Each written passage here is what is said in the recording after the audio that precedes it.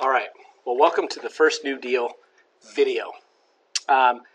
As you can see in the cartoon that you see in front of you, "You wanted action" is FDR's words. In his inaugural address, he said this: "Our greatest primary task is to put people back to work.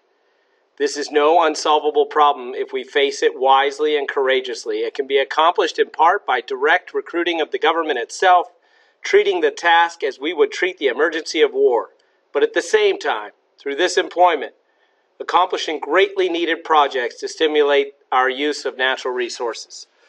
Basically, he's putting forth the idea of public works here. He's putting forth these ideas. So as we go through this, I want you to kind of keep in mind some of the things that we've already talked about with Hoover. Some of the problems that they're facing are similar or the same, and the programs that are coming about might be somewhat the same as well. All right.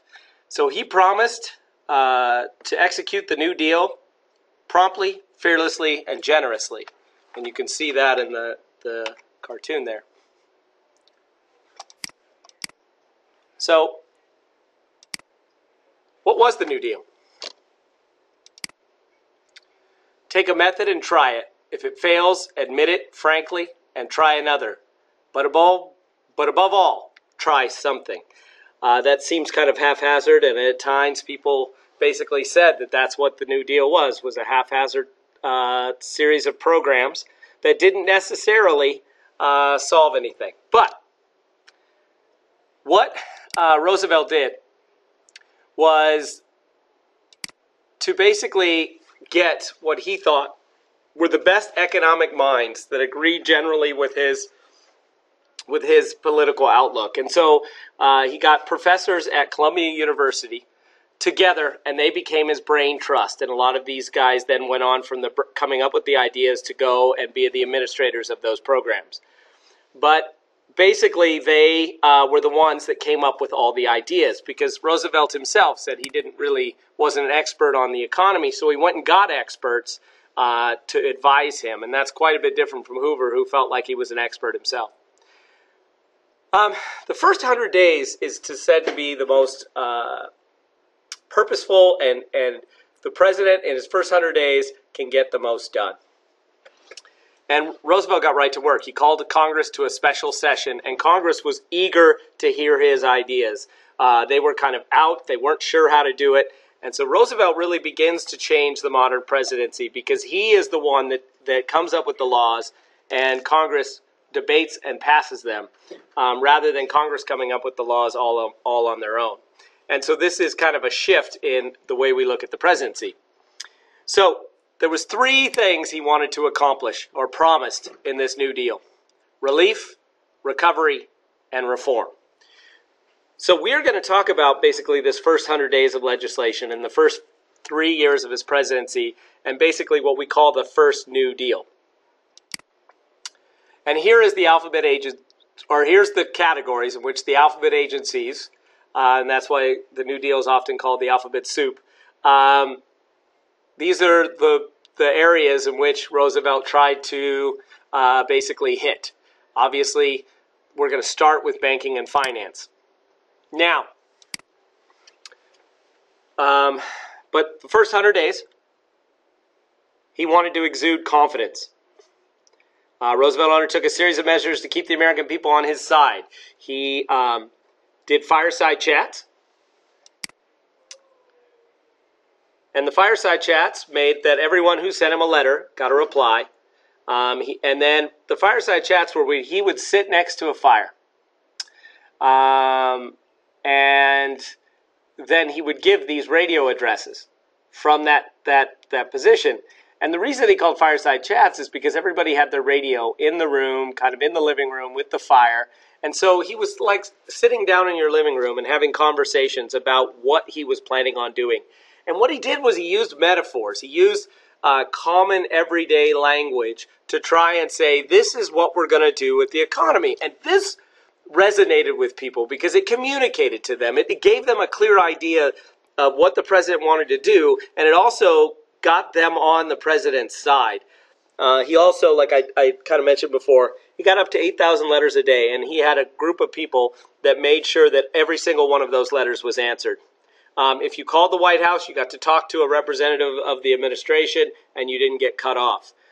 FDR described his policies in the radio broadcasts, and he was the first one right away was used to avert the banking crisis that faced the nation in May 12, 1933. And we'll get to that in a second. The other thing he did was basically said, we're going to end prohibition. Now, prohibition is a constitutional amendment, so it just can't be, hey, we're done with it. It has to pass a 2/3 vote of Congress and then go through state legislatures. But that was kind of a formality once he said it's over. There was going to be no problem in getting that to pass. Now, what he did was he passed it initially with the Beer and Wine Act. And the Beer and Wine Act basically opened up and allowed people to start selling beer and wine right away. Roosevelt said, I think this would be a good time for a beer. But there's practical measures along with this Beer and Wine Act, not just to get people on his side, but now you can tax the beer, and which would help pay for some of his programs. And you are now consuming, the beer will take some of the wheat and some of the farming products off the market or increase the demand for these products because beer, wine, all of those come from different grown crops that are grown. So let's discuss the banking problem. 1932, $40 a day. Governors were calling banking holidays. The nation gold reserves were being taken, and banks, $6 billion available to meet the overall need of $41 billion that was put in. So banks had $6 billion on the table. There were $41 billion in different banking deposits and things like that. So they didn't have enough to pay it. The gold reserves were down from $1.3 billion to $400 million. And 40 banks a day were closing. Governors were haphazardly closing the banks. And so something had to be done. Now, Hoover wanted to get together with Roosevelt and do this together. But Roosevelt wanted nothing to do with Hoover. He wanted a separate kind of beginning, and he wanted the trust of the American people, and he felt like going out with Hoover would kind of undermine that trust. So the first thing he did was the Emergency Banking and Relief Act. And this is what he described in the fireside chat. Basically, the Emergency Banking Act closed the banks for 4 days and forbade any more export of gold and gold payments. He got this through Congress in the second day of his office. The government checked that they were all financially sound, okay? And they basically said that the Federal Reserve and the Treasury will go through each one of these banks to make sure that they're financially sound, go through their books, make sure their investments are good, and when they reopen with the backing of the Federal Reserve. And the Federal Reserve was going to have to support these banks. Now, they restored confidence in the banking system. Now, not all the banks were saved, but and by closing them for 4 days and saying the government's going to go through all of these. Now, the government wasn't able to go through all of them, but the bigger banks, the ones that were sound, and the others, the government was able to say, okay, these banks are good, these banks are good, these banks are good, and ones that weren't disappeared. And so one of the things I want to talk about before we move on to the next law is the FDIC. Now, for the Emergency Banking Act, the FDIC is the most important thing, and it's not up on the slide, but you're going to want to write this down. Basically, what this said is it's the Federal Deposit Insurance Corporation. And what the Federal Deposit Insurance Corporation means is that the federal government insures your deposit in a bank up to $2,500. Well, what does that do?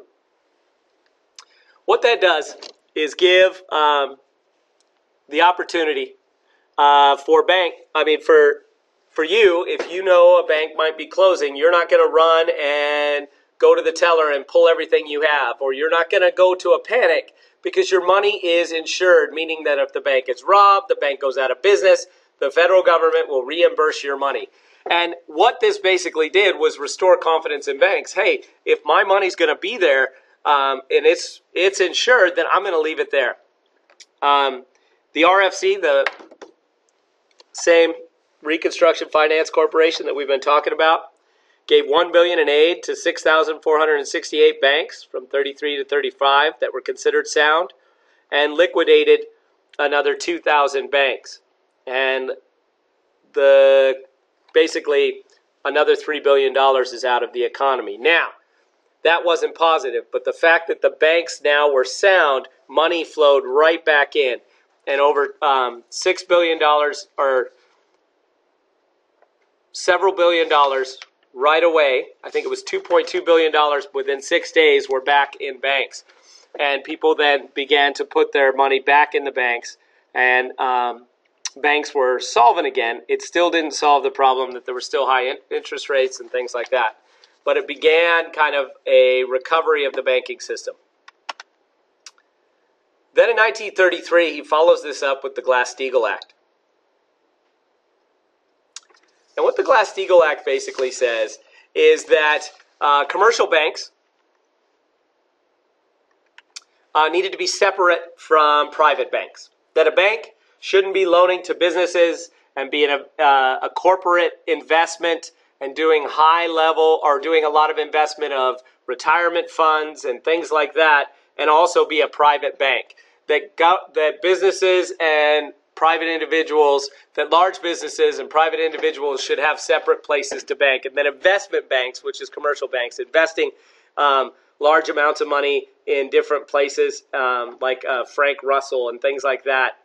Companies in which invest a lot of money for big pension funds and people that have over $10 million, that should be separate from everything else. So, all right. So commercial banks had to be separate and had to have a certain amount of money that they kept in reserves. There was rules for bank officials, that bank officials couldn't just borrow money from their own bank, take it out when they wanted it, which was one of the problems that people were having, actually. And had to join the Federal Reserve System. Power was centralized. If they wanted, basically, to have the FDIC, if they wanted $2,500 to be insured, they had to go through and add to, they needed to join the Federal Reserve. And so most of these banks joined the Federal Reserve because of the FDIC, which gave the Federal Reserve more power. And it also, we're going to see that they're going to do a little bit of reorganizing of the Federal Reserve to give more central power, so that things like that happened with the thing don't happen again. The FDIC is probably, the Federal Deposit Insurance Corporation is the biggest part. And I'm realizing now it's the Glass-Steagall Act that creates the FDIC. And I think that is something that, but either way, the Federal Deposit Insurance Corporation, created by these two banking acts, or created by the banking acts, kind of stops panics, which was what the Federal Reserve was originally created to do. Okay, so that gives us the Emergency Banking Act, the Glass-Steagall Act, and the Gold Act. So we're going to go over the Gold Act and the Truth and Securities Act here. But the Emergency Banking Act and Glass-Steagall Act. So now we're going to go over, there were two goals to kind of the financial markets. Now, he dealt with banks, and now he's going to deal with the gold and the gold issue. He stopped the flow of gold out of, his goals were to stop the flow of gold out of the country and increase the amount of money in circulation, basically bring about inflation. If the monetary theory is right, and that it was the loss of money supply by the banks going out of business, then maybe inflation could help solve some of the problems. Executive order. Executive order, we talked about this briefly, is where the president basically puts something gets it started, and then later it can become a law, or Congress can rescind it. So the executive order is the Gold Act, forbade the exports of gold, trading in gold, turn in gold for $20.67, This lowered the value of the dollar and created about 15% inflation. Now, why lower the value of the dollar? Why make it smaller?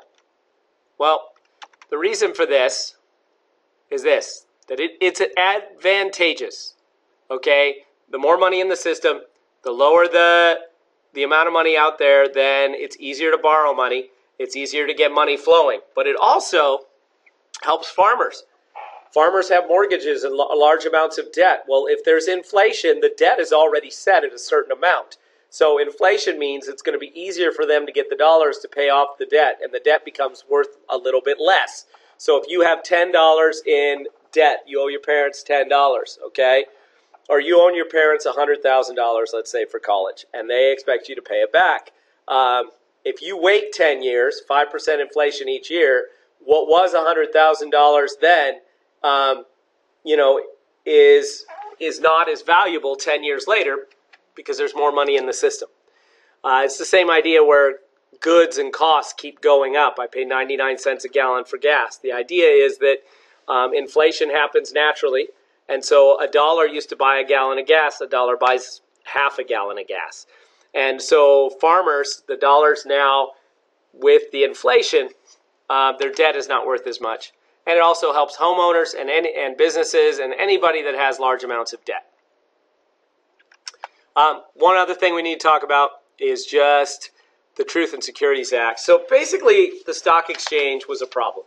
We talked about the stock exchange with the stock market crash, and basically there was no regulation of the stock markets. People could raise, all get in, go together, jump in, raise the price of the stock, and then sell it and make a lot of money, but everybody that followed them would lose it. And so there was corruption there. There was what we call insider trading. Martha Stewart found out about that a little while ago when she wound up in jail for it. But insider trading is, hey, I know that this company is about to blow up. I know that they have this new technology. Nobody knows about it. Buy their stock right now. If somebody tells you that, you are engaging in what's called insider trading. And so there was a couple things that had to happen so that the stock market would operate better and would operate in a much better way. So number one was Truth in Securities Act. And this basically says you need to be truthful with the value you have, and you have to give complete information on the securities and stocks that you own. You have to publish your earnings. You have to publish your expected earnings. And so basically companies, every fourth quarter, and you kind of can hear this on the news if you're interested, or they'll just say, hey, this company's earnings are down. Like McDonald's, according to my economist friend, is in trouble. Their earnings have been slow and been going down every quarter. And so basically, because they are a company that's traded on the stock exchange, they have to say, hey, this is how much we earn. This is how much our earnings have gone down, and they have to be transparent so that everybody knows what's going on. Well, you can't have Truth in Securities Act and expect everybody to do it unless you create the SEC, which is the Securities and Exchange Commission, and it basically enforces the Truth in Securities Act.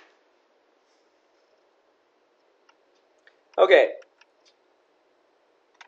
Now we're going to move on to industry. There's two programs that are at the heart of the first New Deal. And one has to do with industry and one has to do with agriculture. So let's say we create some student codes. What if we were to create codes for class procedures, activities, and homework for the whole school? Students must complete their homework. Students will not do any homework on school grounds. Students will only work for 3 hours on homework and no more. No teacher can assign more than 30 minutes of a homework a night, and every class must include 10 minutes of hands-on activities. Okay, so some of you might like that. You might like the last two, but you don't like the first three, right? Well, you can't get the last two unless you agree to the first three. And let's say we continue to make another 20 codes or so to kind of regulate everybody's behavior. You choose in or you choose out. Would you want to be a part of this organization? Why or why not? Would you want to be a part of this? Go ahead and take a minute and just kind of answer that question real quick before you move on to the next part of the video. Would these work, do you think? Would people follow these? Why or why not? Go ahead and jot down some thoughts on that as well. Okay, this is basically the idea of the NRA, which was the National Relief Association. It came from a bill called NIRA, or the Natural Industrial Relief Act. And basically NIRA created two things. It created the NRA that you see in the picture here, and it created the Public Works Administration, which we will get to. So the NRA is a voluntary organization. Its goal was to fundamentally reform the economy and lead to recovery with full employment. It created NIRA to consolidate two plans: FDR's attempt to work with business to help it recover, and it would be administrated by Howard Johnson, not the hotel chain. So the idea here is that the FDR's attempt to work with business was a cooperative idea. And basically FDR is basing this, or his economists are basing on the idea that the economy is fully mature, and that really what needs to happen is not new growth, but just more cooperation within the group. So they created councils composed of representatives from industry, government, consumer groups, and laborers, and would draw up codes. Codes set wages, prices, etc. All codes must have maximum hours, 30 a week, and a minimum wage. Minimum wage, this is the first time you see minimum wage added into the economy. This is the first time you see the idea of a 30-hour work week. This obviously was not popular with all workers, because this idea means that you have less people. Now, Section 7A of the Act said this, that you have a right to join unions and collectively bargain. That again reinforces what with the Norris LaGuardia Act, and so this adds to the power of unions. It also suspended antitrust legislation. Basically, back in the early 1900s, what would happen is companies like oil refineries would be controlled by a board of people, and basically the head of that board owned the most refineries, and he had a stock or ownership in all the refineries, and they basically would say, here's our prices, here's what we're going to set, here's what we're going to do, we're going to control this market. It's called a monopoly, and basically it means that prices and wages and all of these things aren't run by market forces of supply and demand, but they're just set. And that oftentimes doesn't work well for consumers. And because the NRA is really creating basically these cooperatives that are going to act like a monopoly. They're going to set wages, set prices, and then everybody has to follow them. In 1 year, all industries were codified with 557 codes nationwide. These were accused of favoring large businesses over small businesses because they would set prices for certain goods. Well, if you're in Podunk, Iowa, or even Podunk, Washington, and you want to buy a car, that car, it costs more to get that car out there to the dealer. It costs more to transfer it out there, and so the prices should be a little bit higher than right outside of Detroit, Michigan, where they got the car, where they just made the car. And so prices oftentimes, because of transportation costs and all those things. So if you are a small dealer out in the middle of Podunk, you have to kind of absorb the cost of transportation and wind up making a lot less money than the big city dealers who don't have to nearly cost as much, or big corporations that are charging $10 a shirt. Well, you now, if you're part of the NRA, have to charge $10 a shirt. Well, it might cost you a lot more to make them. And so what this did was really that it was accused of really saying large business over small business. Did not work as big business used the codes to their advantages, and basically this was a problem. The Cotton Textile Institute, the Industrial Trade Association, dominated the drafting process and fashioned a code to its liking with strong backing of Johnson. Basically, he wanted to get one industry kind of codified quickly.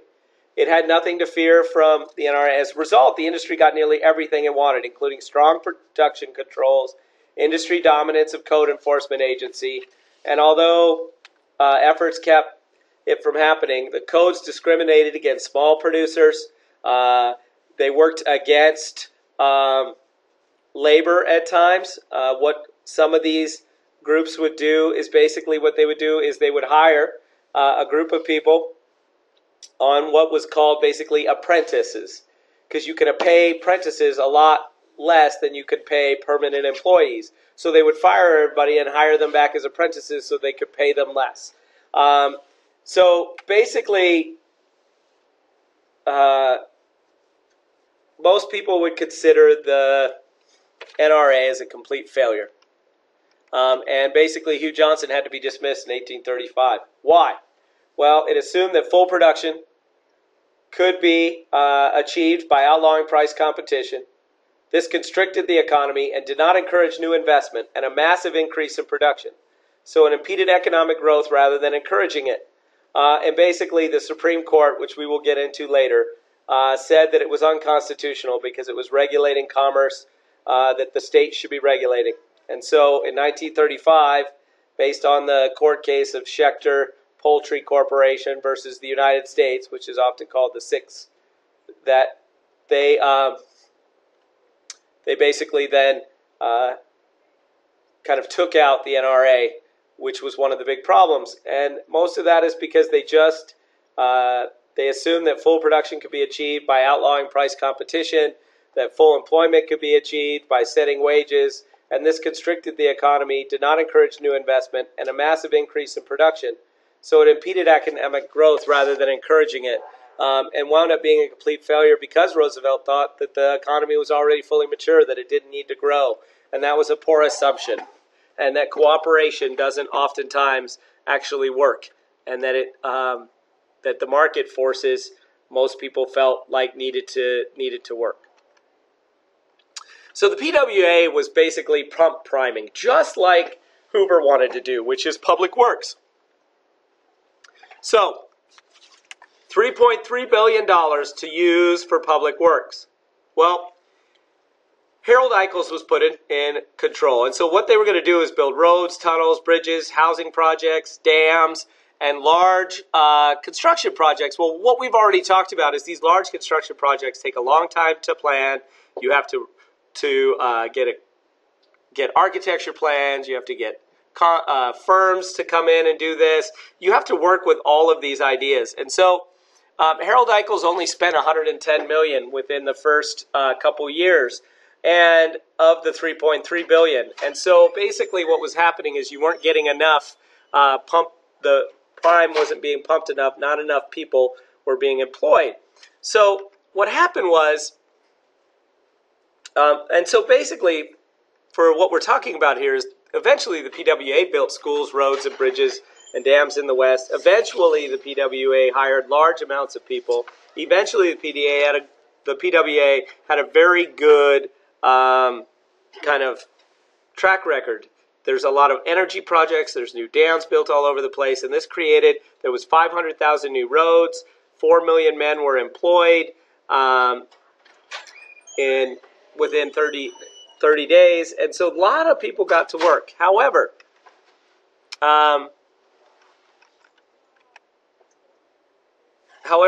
what happened was that the CWA, which was called the Civil Works Administration, took some of the money and just spent it a lot faster, doing shorter, smaller work projects, gave work to people, not just construction workers, but others. This organization kind of worked on smaller projects to get things going, whereas the PWA built these larger projects that took a lot of time to get going. And so working together, those two agencies put a lot of people to work. So this is going to end the first half of the first New Deal. We will talk about agriculture and labor and relief and the Tennessee Valley Authority and some of these smaller bills in the next podcast.